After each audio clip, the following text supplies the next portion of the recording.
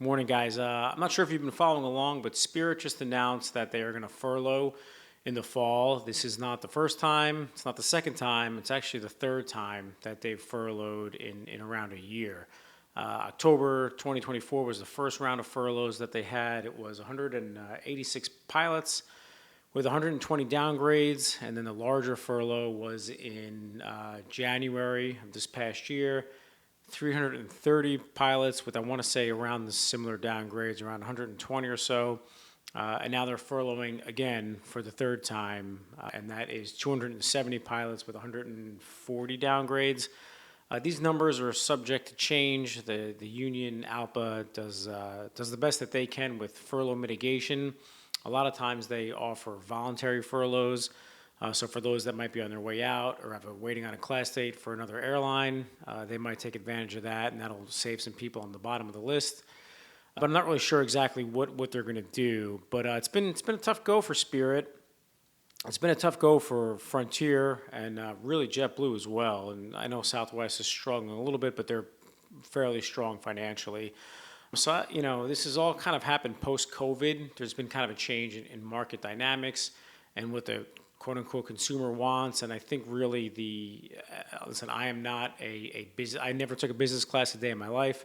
I'm not financially savvy, but it appears from where I stand, from reading articles, that the larger network carriers, the legacy airlines, Delta, United, American, have done a really good job at offering basic economy fares. And they have credit card points, and they just have a very large network. So it's very difficult for an airline like Frontier or Spirit to make money on low ticket prices if you have an airline that's not only matching those prices, but they're providing a larger network carrier, credit card points, all of these other perks. And a lot of people assume that Spirit's costs or even Frontier's costs are a lot lower than legacy carriers. Some ways they are, but in a lot of ways, the Spirit pilot contract, it's a pretty good one. Those guys and girls fought really hard for it. And I remember talking to a lot of people, and they always assumed that if you were a low-cost pilot, you were making significantly less than your legacy counterparts, and that was not really the case. I mean, you were usually making less. I mean, there's no way around that. They usually have a higher defined contribution plan. Their pay rates are a little higher. They have larger airplanes. But as far as narrow body goes, you can make a lot of money at Spirit, and I knew guys that were making a considerable amount. So their costs really aren't significant. Their pilot costs aren't significantly less. So unless these low cost carriers want their labor groups to subsidize their low fares, I think in the future it's going to be hard for them to make money. Again, this is me just thinking out loud. I don't have a business background. I am not sure. But I do know that the low-cost carriers are struggling. So, and it's really tough, because when I left Spirit a year ago, just about a year ago, I remember thinking that when the first merger, when the JetBlue and Spirit merger was blocked in January of 24, I remember thinking, well, if I apply to the legacy airlines, and by the time I get a class date, the future of Spirit will be pretty clear, and I'll be able to make an educated decision then. When the class date came, there was really no way for me to tell if Spirit was going to be any better off than it was right after the merger was blocked. Our former CEO, time and time again, just kept kicking the ball down the road, saying, "Oh, by this quarter we'll be cash flow positive, and we'll be able to generate cash, and we'll be, in the black next quarter." And that kept going on until obviously it was pretty clear that that was not the case.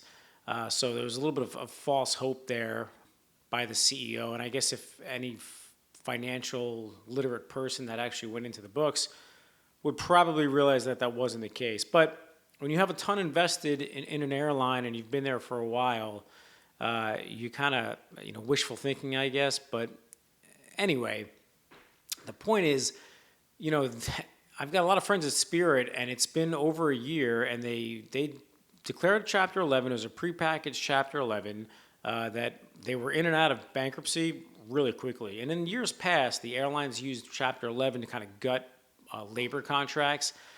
That's not the case any longer. And with this bankruptcy, I mean, the CBA, the Spirit pilot CBA, as well as the flight attendants, because they're a union as well, their contracts remain completely untouched. And I don't know if a part of that was because they know that with the hiring market out there, they won't be able to staff the airline, even though they're furloughing, or if they didn't want to take the time to go through the court system and kind of drag out the bankruptcy process. I don't really know, but they came out of bankruptcy with their contract intact, and they keep losing money to where they have to furlough again. I believe they're selling some airplanes. So, the question that I have, or the question that maybe some people might be asking themselves that are in the airline business is, what's the future look like for Spirit? Me personally, I was shocked that they didn't accept their Frontier offer to merge. And again, I don't know the inner details of who got what during that proposal by Frontier, but I guess it wasn't good enough for those that are more financially vested in Spirit. But to me, I always thought that they're going to end up with Frontier. JetBlue came in and kind of ruined everything, but I do think ultimately, if Frontier wants to be successful and to be the largest ultra low cost carrier, I think merging with Frontier makes the most sense. But then part of me thinks, well, if Spirit's struggling and they're quote unquote out of the picture, that would bode well for Frontier. But me personally, I just don't see the largest, and I don't even know if they still are the largest due to the shrinking, but they were. Spirit was the largest, and I just don't see them going away. They're kind of trying to change their business model and offering a little bit more premium of a product, nicer interior, snacks, stuff like that. Is that enough to be able to turn a profit? I have no idea. It doesn't appear to be working, but in my mind, they're kind of just getting everything ready in the background to potentially merge with Frontier. That's the way I see it, but again, I have no idea. I'm not really sure, but I do know that it's with this latest round of furlough announcements and downgrades. I've had a bunch of Spirit guys reach out to me and kind of pick my brain about what it's been like. And, hey, maybe it's about that time I update the resume, and I kind of wish I had an answer for them, and I really don't. I can tell you from experience that it was really hard to make the move. It was incredibly challenging. There were a lot of hurdles, both financially, both being super junior again, learning a new system, a new contract, a new airplane. All that being said, it was a lot easier. The transition is a lot easier than I thought. And the hardest part was just kind of making that decision. Once you make that decision and you're on your way, it gets better. I mean, now of course, if you can't financially make the move, which I totally get, it obviously becomes a lot tougher, and it's just something that you can't make the numbers work and you can't do it. I get it. But for those that are kind of thinking about it, I know that United is still going to be doing a significant amount of hiring in still left 2025 as well as 2026. I know American's going to be hiring a lot, and they have a ton of retirements. United has the second most retirements. I think the peak year is 2026 and 2027, and then it kind of declines on that. And Delta, I want to say they're going to hire around 500-ish. They don't really have as much growth projected as the other airlines, but they're still going to be hiring. Southwest, I'd imagine, would probably have to hire at some point. I know Hawaiian is going to start. Hawaiian and Alaska are going to start hiring. I don't think JetBlue is, but there are opportunities out there for those that are potentially getting furloughed at Spirit or those thinking about making the move. If I was a first officer at Spirit, I absolutely hate telling people what to do because I know I hated when people told me what to do. But I'll just say that if you're a junior first officer at Spirit, I don't really think you have much to lose by going elsewhere. First year is tough, but this isn't 2010, 11, or whatever it was where, Continental's first year pay was $30 an hour with no health insurance for 6 months. This is a lot different. I'm making now as a first year FO pretty much what I made when I first upgraded at Spirit in 2015. So I know it's a pay cut, but it's not that bad. And when you make the move, I think you'll probably have that feeling of I wish I'd done this sooner, or maybe not. I don't know. Everybody's different, but this is kind of important because I know with all the hiring that's going on, it is nothing like it was post-COVID, where they had to fill all those people that took the early outs. And they were all hiring, American, Delta, United, all the airlines were hiring full tilt. So it's not that. And you also don't have where in the past you could pretty much get whatever wide body, whatever base you wanted, a new hire class. There were new hire captain vacancies. All that stuff is gone. So, you're going to get a narrow body, and it might be in a base that you're going to have to commute to, which I think makes it a lot more difficult because a year ago, it may have been a little easier to make the move to a legacy airline because the growth was still happening, the quick upgrades were happening, and now that's not the case. And for those that are at a regional looking to move on, it also makes it a lot tougher for you guys because you have highly qualified Airbus first officers as well as Airbus captains that are looking to make the move. So this is really not good for anyone in the industry that's looking to move on because you're going to have just that much more competition. So it's been kind of a crappy time for Spirit. I thought by now they would have had much more of an idea of kind of what the future looked like, and maybe somebody at Spirit does. But I know, talking to my friends that are pilots there and me from the outside looking in, it doesn't really seem like there's a light at the end of the tunnel. And again, I can wake up tomorrow and, Legacy Airline can say, hey, we're going to buy Spirit, or maybe they merge with Frontier, or maybe JetBlue goes back to the table, although I think that's highly unlikely. But it's funny, like I said, I thought for sure there would be much more transparency of what the future looked like. And there hasn't been. And that's what's really tough too, because you go through bankruptcy once as a Spirit pilot, and you think, okay, we went through bankruptcy, we're looking ahead, they've got a plan, and now here they are furloughing again for the third time. And will there be a fourth time? Who knows, And I can't imagine how frustrating and stressful it's got to be for the guys and girls that are still there, that are debating whether or not to make the move, because every single month that you wait, you're losing out on seniority numbers, and you're getting older. You're getting closer to 65, which might be 67 here any day now. But it's tough. It's stressful, and it's really unfair.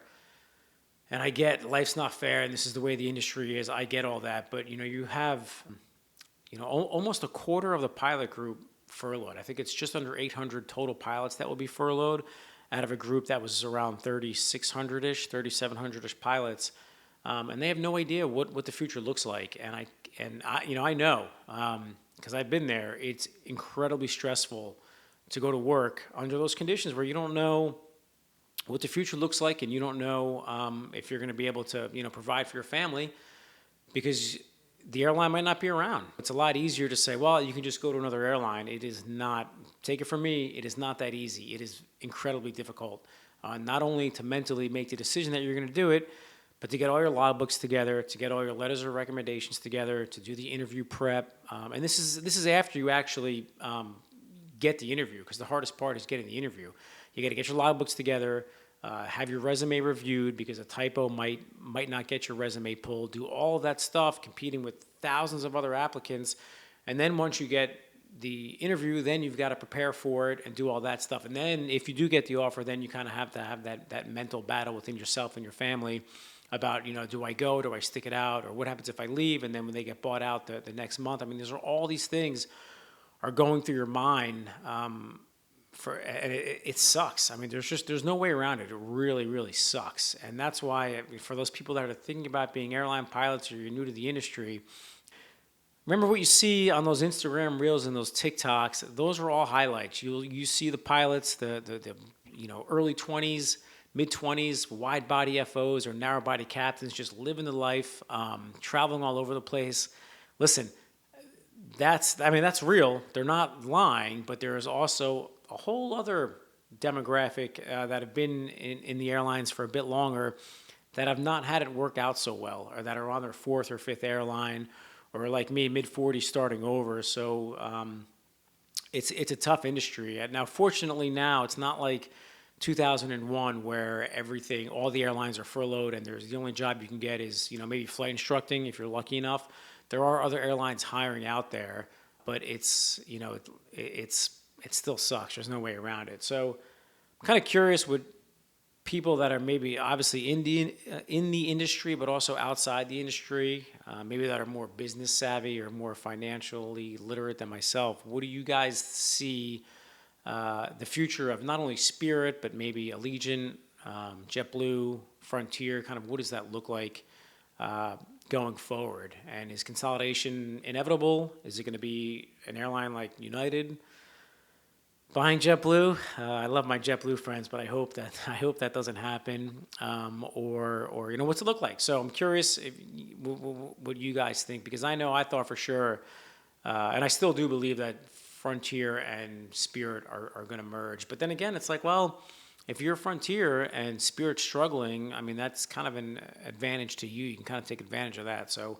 I'm curious what you guys think, and for the Spirit guys and girls that are out there looking to move on, I know it's tough, but it's also, it's completely manageable. And I think if you do make the move, I think you'll not only be glad that you did, but it'll be much less painful. And it's really hard too because, someone like my age, if they're on the top 15, 20% seniority, and they come to a large airline that has done a significant amount of hiring the past couple of years, I mean, you'll never ever be as senior as you were at Spirit. That being said, American Delta United, they have 18,000 pilots with multiple fleet types, multiple bases. So, I mean, you'll be able to find a place for you to build seniority pretty quickly. And you might even find that you don't need to upgrade and you can hang out in a wide body as an FO, or you could be a senior narrow body captain. So there, your career and your life is not going to be over just because you downgrade and you're stuck on a narrow body. I talked to a lot of guys that could have upgraded decades ago that stay on the narrow body for quality of life and the ability to pick up premium trips and so on and so forth. So I remember thinking that when I was leaving Spirit, God, I remember thinking how awful it was that I was going to be an FO again, and I'm, mid-40s, and this is just horrendous, and it really hasn't been bad at all. Everybody's been incredibly welcoming. The training was phenomenal. I mean, everything was significantly better than I thought, with the exception of the 737. Fun airplane to fly, but it's going to hurt your back, and it's loud. But even that was like the training was even way easier than I thought. So, it's kind of just kind of me thinking out loud. But I'm curious what you guys think is going to happen to Spirit, Frontier, JetBlue, Allegiant. Allegiant's kind of separate because they have a vacation company with an airline opposed to just being an airline.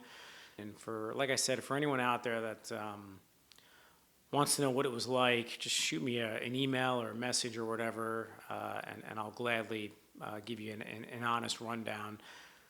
It's not easy. Like I said, it wasn't easy, but it was easier than I thought it was going to be. Once you kind of get over that and get over maybe the ego of being a captain, you'll be glad that I think you made the move. And again, this is not me telling someone to leave Spirit, because I know how difficult it was, and I know if Spirit makes it through, who cares if people make fun of the airline that you fly for? I always thought that pride was a crutch for the insecure.